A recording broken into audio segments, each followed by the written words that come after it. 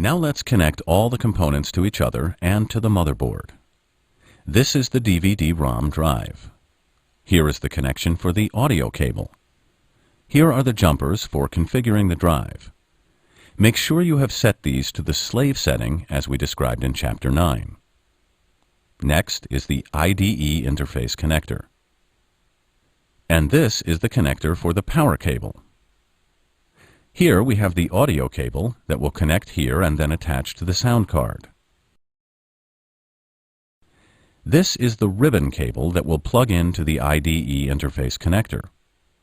The connector has a notch, so it will only fit in one way. This is the power cable. It plugs in here. It can only fit in one way, so make sure you have it in the proper orientation when you try to plug it in. Here you see I have connected the IDE ribbon cable to the DVD-ROM drive. As you can see, there is another connector near the middle of the IDE ribbon cable. I can connect this to the hard drive. I will plug it in now so you get the idea. We will actually be connecting it later when I do the other hard drive connections. Now I am ready to connect the power cable to the DVD-ROM drive. The next drive I will connect is the floppy drive. This small white connector is the power connection for the floppy drive. It will connect right here. This is the floppy I/O cable. It will connect to the floppy drive here. After you have connected the power cable and I/O cable to the floppy drive, we can move on to the hard drive. This is the IDE interface connector of the hard drive. You will notice it is exactly the same as the connector on the DVD-ROM drive. Here we have the jumpers for the drive.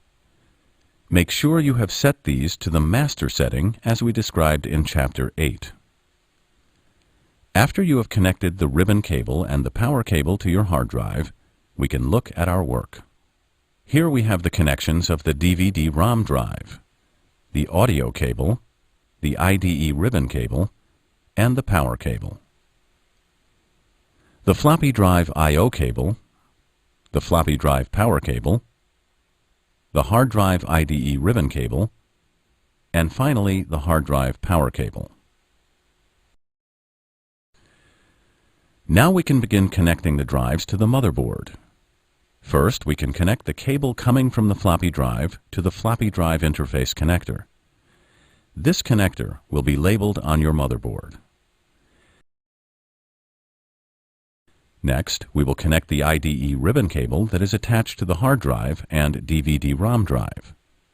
This needs to plug in to the primary IDE interface connector. This will also be labeled on your motherboard. Make sure the connection is nice and snug. Here you can see all of our drive connections are complete. You might want to review this section if anything is unclear.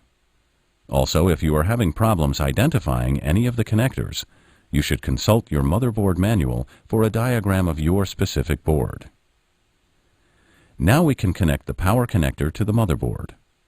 This wire harness is attached to the case's power supply and has a plastic plug that will fit into your motherboard.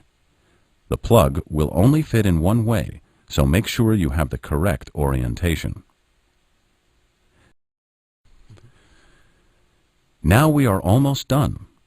In the next chapter, we will review our work and put the final touches on our PC.